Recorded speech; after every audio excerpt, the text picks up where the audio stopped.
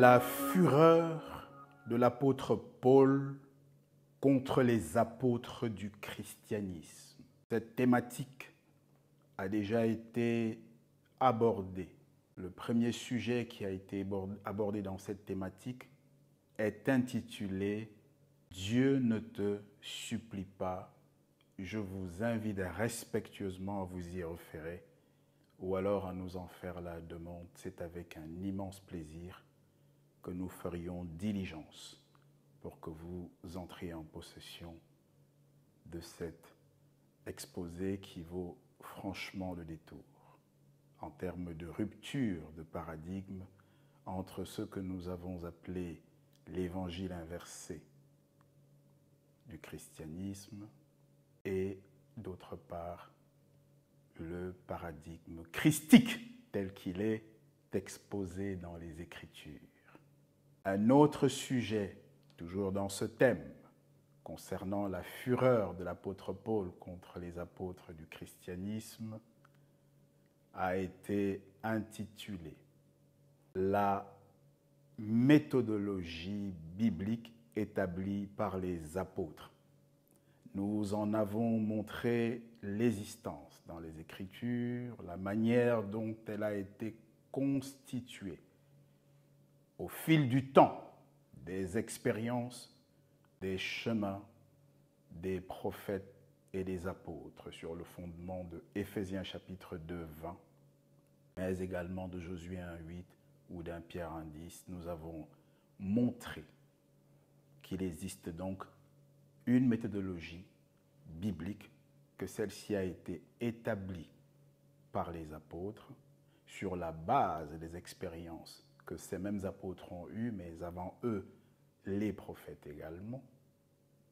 Et nous avons ensuite montré qu'en réalité, ce qui se passe dans Actes chapitre 17, notamment le verset 11, c'est que les Béréens connaissaient cette méthodologie et n'ont fait que l'appliquer en introduisant donc cette notion d'examen de conformité qui consiste à chaque fois à crash-tester tout ce qu'on dit venir de Dieu et tout ce que l'on entend, parce que nous avons compris et lu dans ces exposés précédents Romains chapitre 10 verset 17 qui n'invite pas seulement à avoir la foi, mais surtout il faut s'assurer que cette foi s'appuie sur la parole de Christ, sur la doctrine de Christ, et en aucun cas sur n'importe quoi, ou ne repose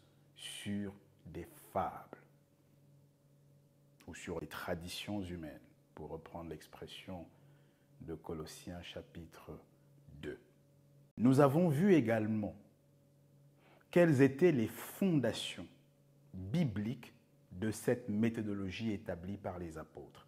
Les versets correspondants ont été mis en exergue, énoncés et décortiqués. Je vous invite à les consulter.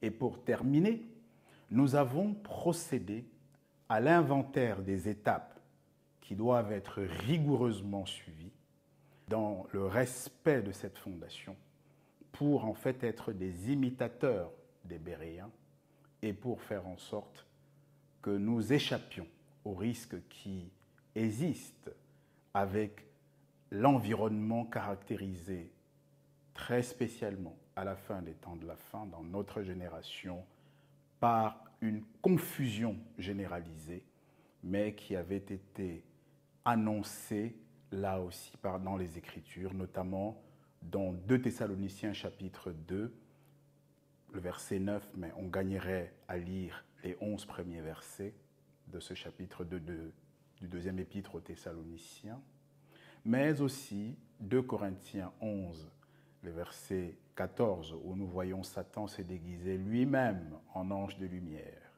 et encore d'autres versets bibliques, notamment Matthieu 24, 24, il y aura plusieurs Christ, notamment plusieurs autres références que je vous invite à considérer en vous référant à ces exposés précédents qui sont, je le réitère, disponibles.